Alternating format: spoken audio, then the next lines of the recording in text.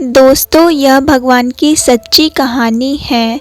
एक दिन मंदिर की सीढ़ियों पर एक बूढ़ी औरत बैठी हुई थी। वह बूढ़ी औरत रोज़ सुबह होते ही मंदिर की सीढ़ियों पर बैठ जाती थी। जो भी मंदिर में जाता था वो आते हुए उस औरत को प्रसाद दे देता था। प्रसाद लेकर वे उस प्रसाद को रख लेती थी और उसे जब भूख लगती वो उस प्रसाद को खा लेती। ऐसा हर रोज़ चलता रहा। एक दिन उस बूढ़ी औरत ने सोचा कि मैं हमेशा ऐसे ही बैठी रहती हूँ, भगवान को मुझे कुछ चढ़ाना चाहिए क्योंकि उन्हीं की कृपा से मुझे खाने को मिलता है। लेकिन वह सोच रही थी कि मैं भगवान को क्या चढ़ाऊँ, मेरे पास तो पैसे भी नहीं हैं, मैं कुछ भी ले नहीं सकती। वह बूढ़ी औरत बोली और मंदिर से बाहर की ओर चल दी। कुछ दूर पर एक पेड़ था जिस पर केले लगे हुए थे। वह केले को लेकर मंदिर की ओर चल दी। उसको रास्ते में एक भिखारी दिखाई दिया जो कुछ मांग रहा था क्योंकि उस भिखारी को बहुत भूख लगी हुई थी।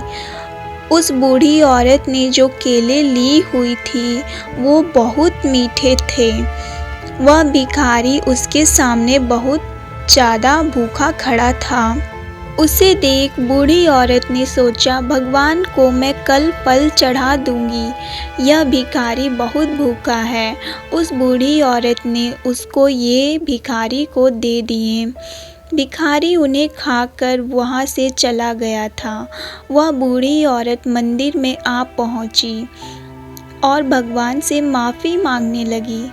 उस बूढ़ी औरत ने भगवान से कहा कि मैं आपके लिए कुछ भी नहीं ला सकी। मेरे प्रभु, जो कुछ लाई थी उस भिखारी को दे दी। इतने में उस बूढ़ी औरत की नज़र भगवान के चरणों पर गई तो वो देखती ही रह गई। वही केले भगवान के चरणों में थे। जब उस बूढ़ी औरत ने पंडित से पूछा कि यह केले यहाँ पर कैसे आए, कौन लाया था, पंडित ने जवाब दिया कि क्यों मजाक कर रही हो, तुम ही तो यह फल यहाँ लाई थी। उस बूढ़ी औरत को समझ में नहीं आ रही थी क्योंकि यह केले उस भिखारी को दे दी थी। वह सोच रही थी यहाँ पर यह केले कैसे आए। वह बूढ़ी औरत सोचते हुए मंदिर से अपने झोपड़ी में चली गई और वो सोच रही थी कि उसी वक्त उसे नींद आ गई थी।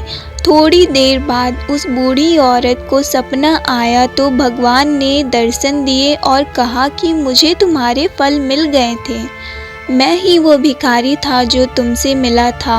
अब उस बूढ़ी औरत की समझ में आ गई कि भगवान उससे मिलने आए थे।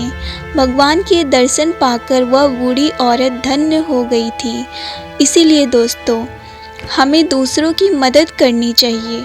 भगवान हर जगह होते हैं लेकिन हमें पता नहीं चल पाता वह किस रूप में आके हमें दर्शन दे जाते हैं। दोस्तों, अगर आपको हमारी कहानी अच्छी लगी हो तो लाइक करें और अपने दोस्तों को शेयर करें।